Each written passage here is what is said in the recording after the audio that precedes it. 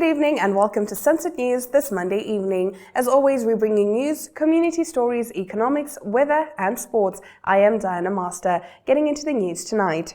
The National Youth Council NYC is in the midst of a governance crisis following the dismissal of its board by Youth Minister Agnes Shungarero on Friday, just days before the board's 4-year term was set to expire. The minister's decision has sparked legal disputes and political tensions, with questions raised over the legality of her actions and the broader implications for the youth organization.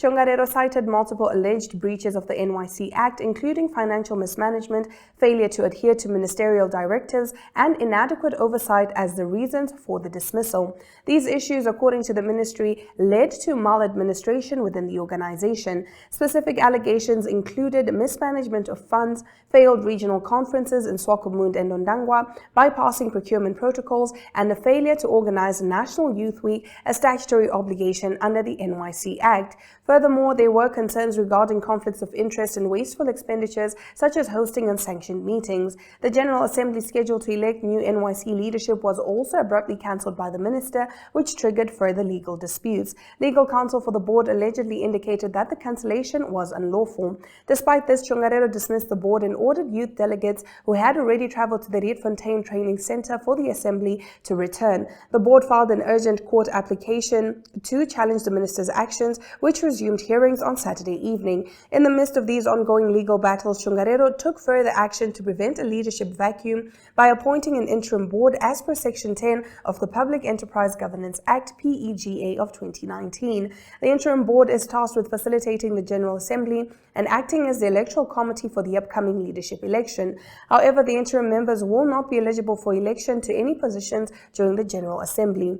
The interim board, comprising of Curtis Andrew, Beverly Silas, Hendrik Theophilus, Vistoria Ita, and Goshi Panduleni, will serve for 6 months or until their duties are completed, with an option for the minister to extend their tenure by 2 months at a time if necessary. The appointment of the interim board has drawn sharp criticism, particularly from opposition factions within the youth community. Julian Ekwaya, youth leader and head of communications for the Popular Democratic Movement, condemned the minister's actions, accusing her of bias and undermining the inclusivity of the board. She noted that all members of the interim board are reportedly affiliated with the Swapo Party Youth League, a move that Ekwaya believes undermines the credibility of the NYC and fails to represent the full spectrum of youth interests in Namibia. The minister is biased in her appointment of the interim board, which only has SPYL members. We will not accept this, as the youth are in crisis and we need inclusive representation now more than ever, Ekwaya was quoted as saying in an interview with Namibian Sun.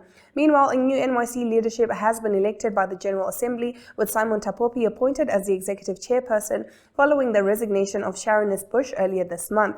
Other board members include Veparura Kandirika, Luciano Kambala, Yolande Sabata, Melinda Mukotsi, and Esther Simon. As the legal proceedings continue, all eyes are on the upcoming court decision on January 19, 2025, which will determine the legality of the minister's actions. The outcome will have significant ramifications for the future of the NYC and its ability to effectively represent and empower Namibia's youth.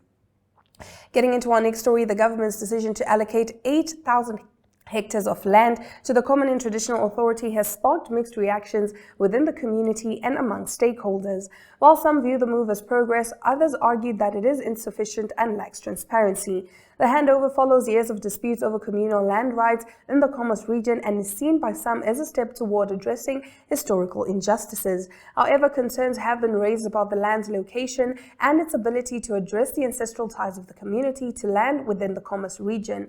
Land activist Sean Gariseb has expressed strong criticism, arguing that the allegation falls short of what is needed. He highlighted that the Commerce region spans 3.7 million hectares, much of it privately owned, and questioned why the government has not purchased land from large-scale farm owners to create meaningful communal spaces. Gariseb also raised concerns about transparency, claiming that petitions seeking clarity on the redistribution process have gone unanswered. He alleged that the handover was conducted without adequate community consultation, further fueling frustration. Critics have likened the process to past injustices, saying it fails to involve the very people it is meant to benefit.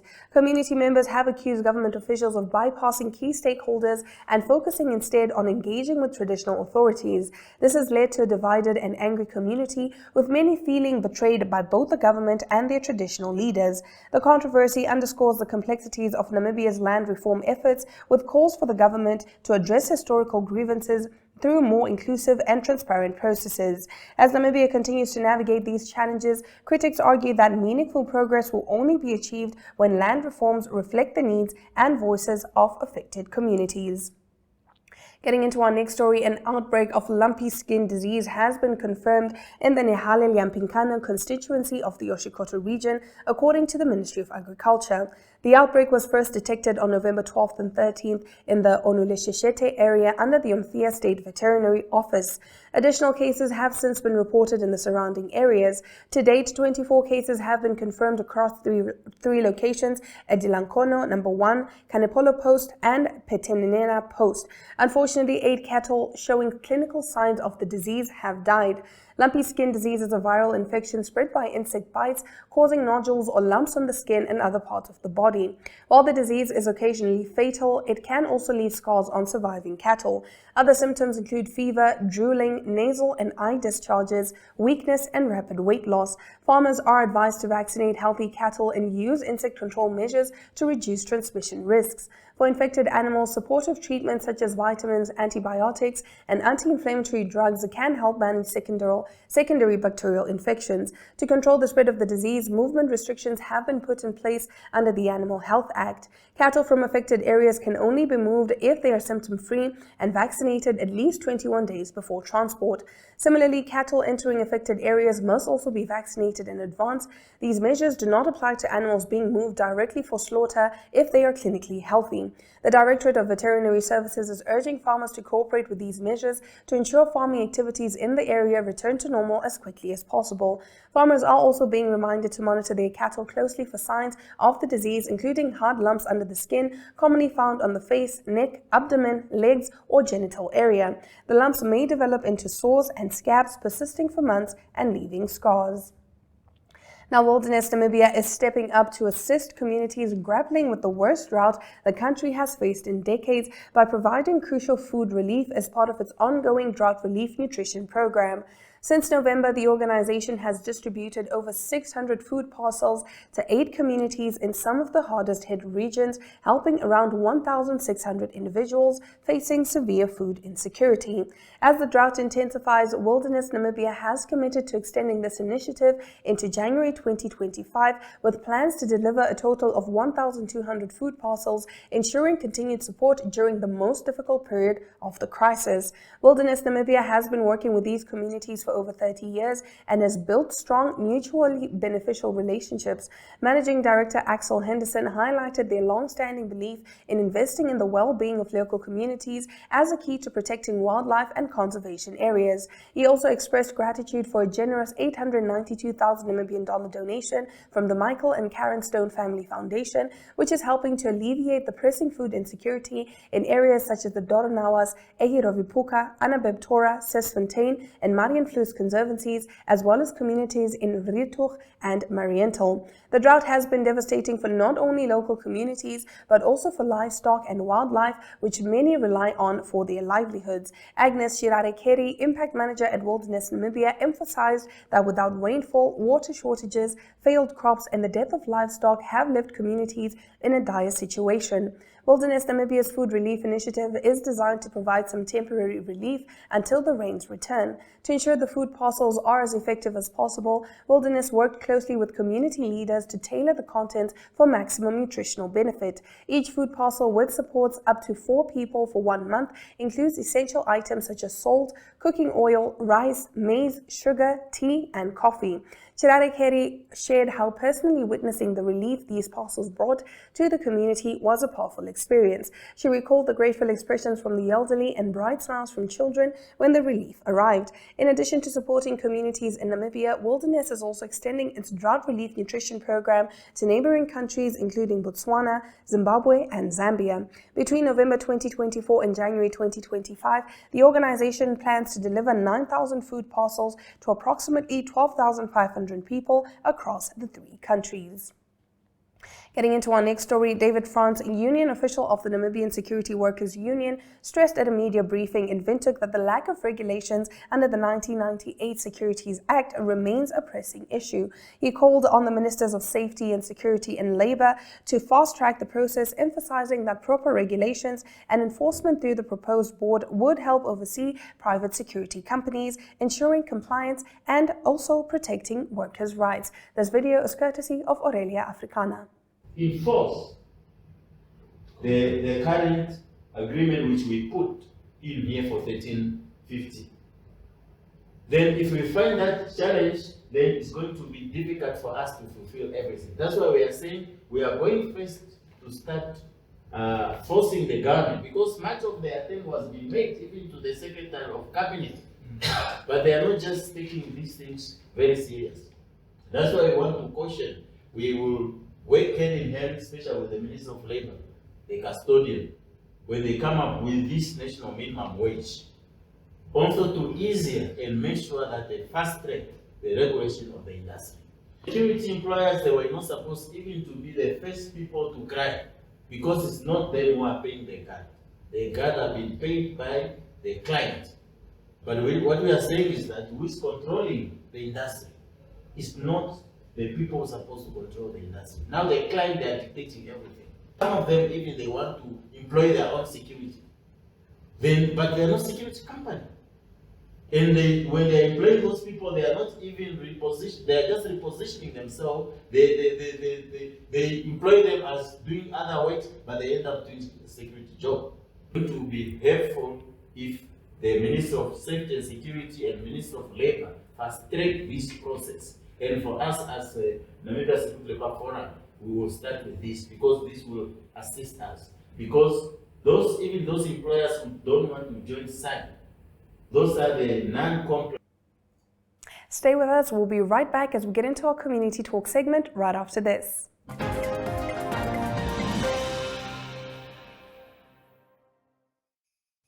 Santa has a festive surprise for you. Starting 2nd December, unwrap the magic of Christmas with our Advent calendar. Spot the Christmas globes in your favorite newspapers from Monday to Friday. Scan the QR code or WhatsApp hashtag Advent Calendar 24 to the Synergy chatbot. Find the Christmas globes on NTV.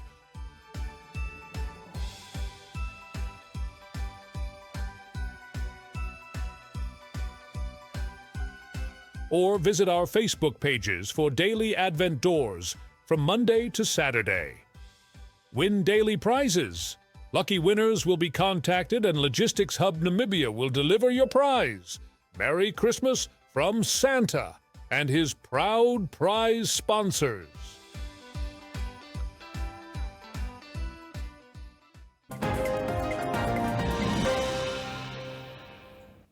And now getting into our community talk segment. At a media briefing in Windhoek on Friday, founder of Security Association of Namibia, SAN, Gottlieb Johannes Mio, applauds unions for uniting to improve the security industry. It's good that we put all our differences aside and fight together for our people. Aurelia Africana was there.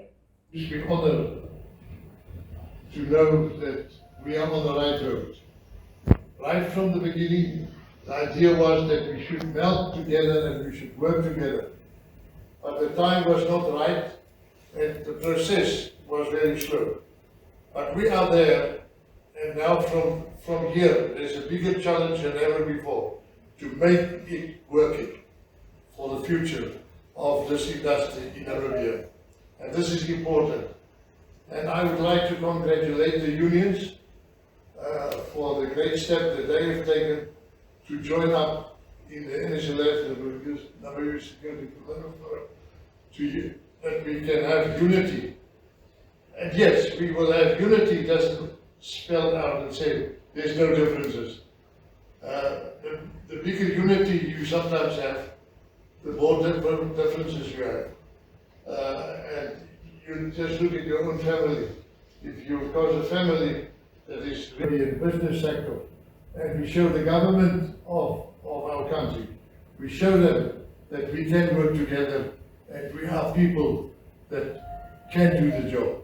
And for that reason, I feel very proud of you people. Bitcoin surged to a record high of $106,000 during early Asian trade on Monday, following comments from US President-elect Donald Trump. Stay tuned for more on this coming in our economic news right after this break. Connection. It's in the human touch, the feeling of belonging. It inspires us and empowers us, creates clarity from complexity. It starts new conversations, unlocks the power of advice, and makes an impact on your life. At Alex Forbes, we pioneer insight to provide you with advice that connects your decisions of today to your impact tomorrow.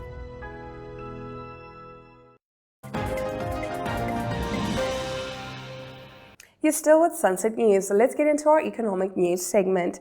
Bitcoin soared to a record high above $106,000 during early Asian trade on Monday, fueled by President-elect Donald Trump's comments suggesting plans to establish a U.S. Bitcoin strategic reserve similar to the nation's oil reserves. The world's largest cryptocurrency reached a peak of $106,533 before settling at $105,688.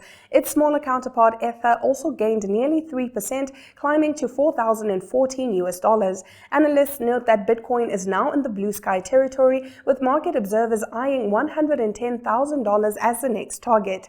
Despite earlier expectations of a pullback, Trump's remarks have propelled optimism in the crypto market. Trump indicated his administration intends to bolster the U.S. position in cryptocurrencies, emphasizing the importance of remaining ahead of global competitors like China.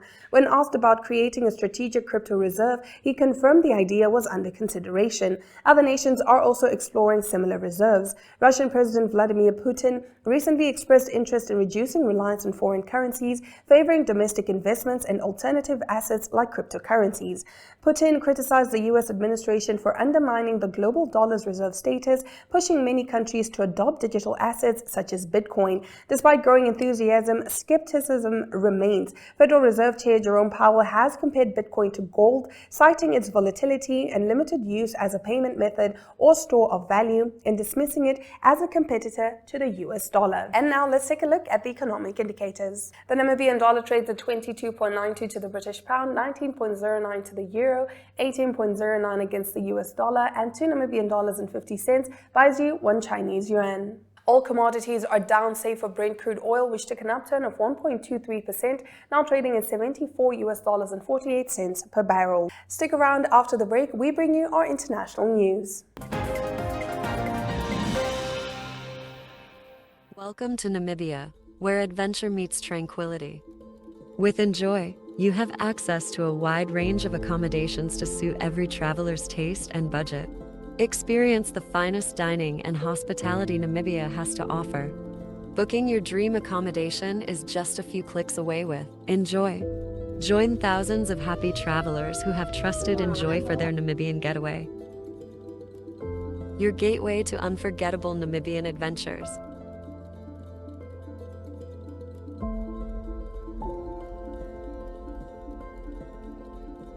Visit us today at enjoy.my.na.